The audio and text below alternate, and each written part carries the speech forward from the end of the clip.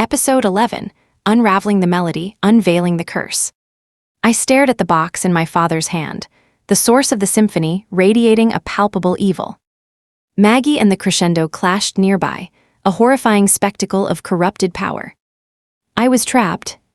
"This time there will be no sacrifice," my father said, his voice smooth. "This time you will embrace the music." "I won't," I said, my voice trembling. "I'll never let you control me." "Control," he chuckled. "My dear Lena, this isn't about control. It's about harmony. About bringing order to chaos. And you, my talented daughter, are the key."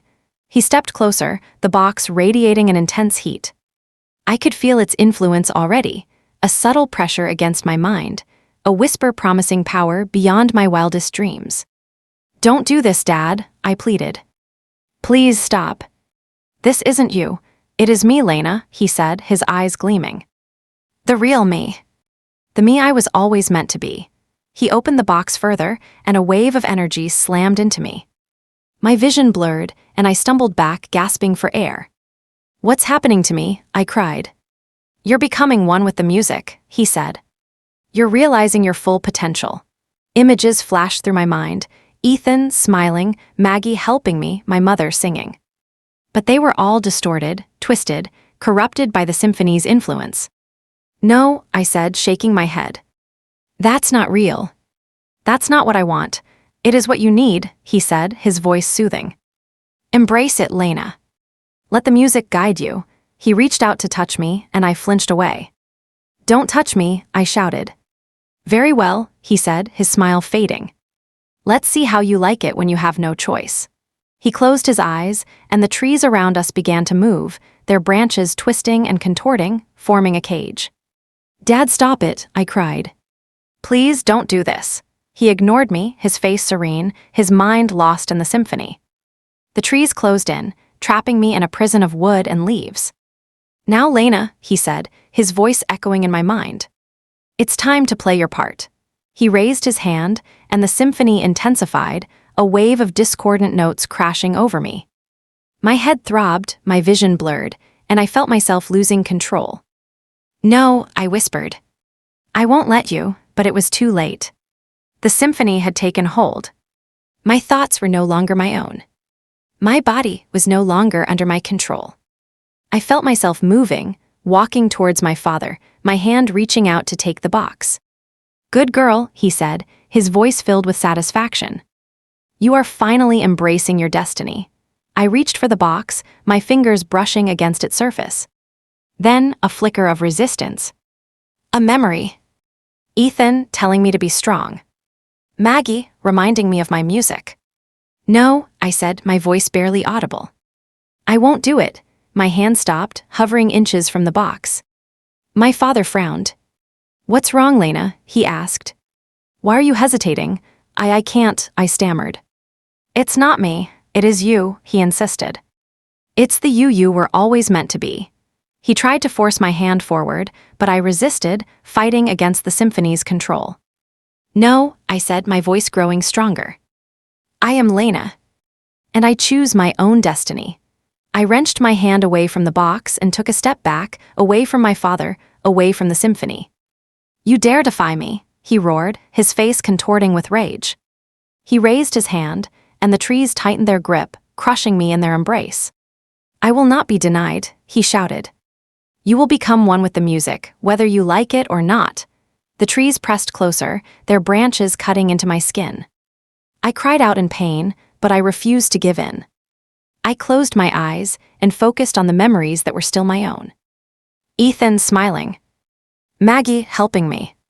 My mother singing. I let those memories fill me, empower me, transform me. And then I began to sing. I didn't have my music anymore, but I still had my voice.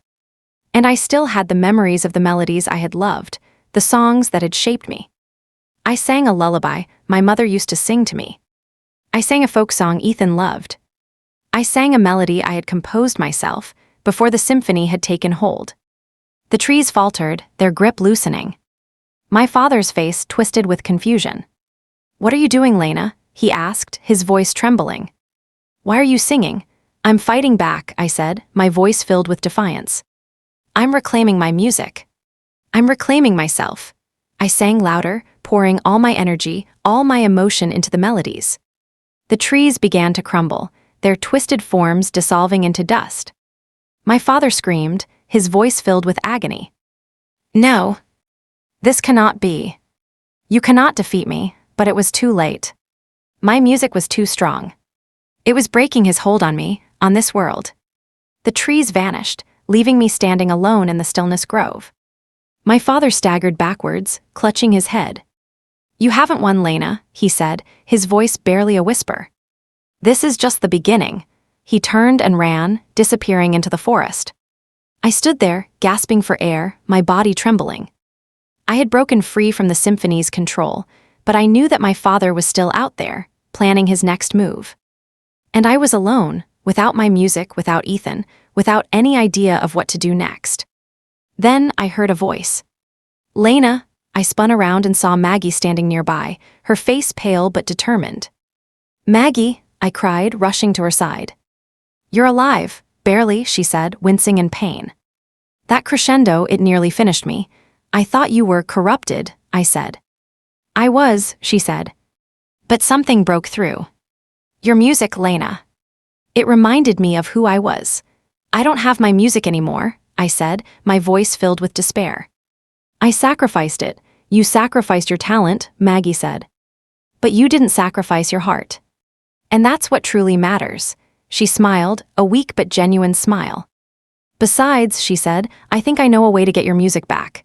You do? I asked, hope flickering in my chest. It's a long shot, she said. And it's dangerous. But if we can find the source of the composer's power, the place where he first created his symphony, we might be able to reverse the ritual. Where is it? I asked. It's in the Shadowlands, she said. A realm of darkness and despair, where forgotten melodies go to die. The Shadowlands, I repeated, my heart sinking. I've heard of it. It's supposed to be a place of nightmares. It is, Maggie said. But it's also our only hope. How do we get there? I asked. There's a portal, she said. Hidden deep within the Whispering Caves. But the caves are guarded by creatures of darkness, beings who feed on fear and despair. We'll face them, I said, my voice filled with determination. We have to. I have to get my music back. And I have to stop my father. Then let's go, Maggie said, her eyes filled with resolve. The fate of the world depends on it. We started walking towards the edge of the Stillness Grove, towards the twisted forest that led to the Whispering Caves. As we walked, I couldn't shake the feeling that we were being watched. The air was heavy with a sense of dread, and the shadows seemed to writhe and twist around us. Then suddenly, the ground began to tremble. The trees swayed, and a deep, guttural growl echoed through the forest. What is that? I whispered, fear constricting my throat. I don't know, Maggie said, her eyes scanning the trees. But I don't like it. A figure emerged from the shadows, a figure that sent a chill down my spine. It was Ethan. But he was different now. His eyes were glowing red, his face contorted with a malevolent grin. Hello, Lena, he said, his voice a chilling echo of the voice in my head. Did you really think you could get rid of me that easily? Ethan, I whispered, tears welling up in my eyes. But how? He chuckled, a cold, heartless sound. The composer may be gone, he said. But his music, his symphony will live on.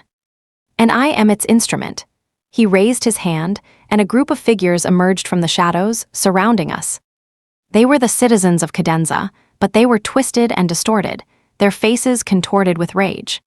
We're trapped, Maggie said, her voice filled with despair. Not yet, I said, my voice trembling but firm. We're not giving up. I looked at Ethan, my heart filled with sorrow. He was lost, corrupted, but I refused to believe that he was beyond saving. Ethan, I said, my voice filled with love. I know you're still in there. Please fight him.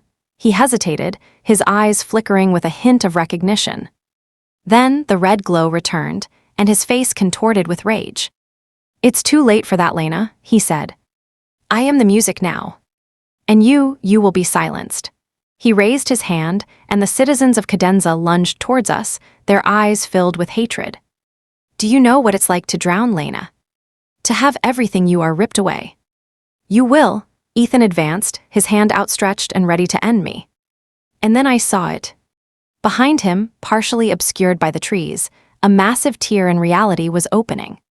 A swirling vortex of pure darkness, beckoning me to a place I knew I would never return from. The Shadowlands. To be continued.